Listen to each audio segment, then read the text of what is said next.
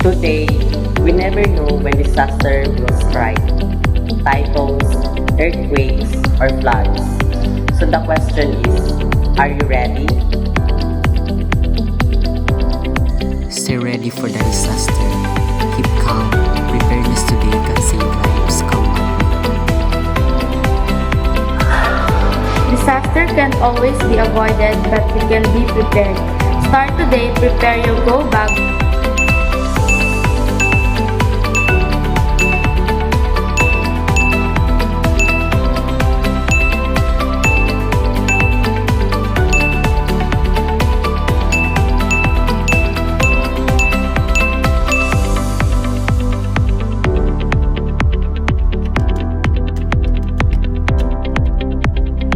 Know the safe spot in your home and community. Practice safety drills with your family so everyone knows what to do. Stay informed, listen to weather updates, and follow the instruction of local authorities.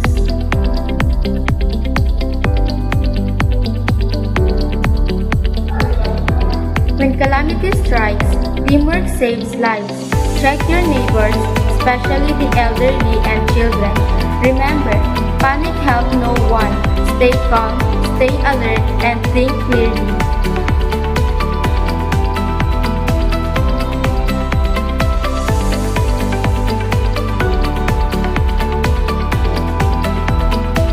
Even after the darkest storm, there's always hope.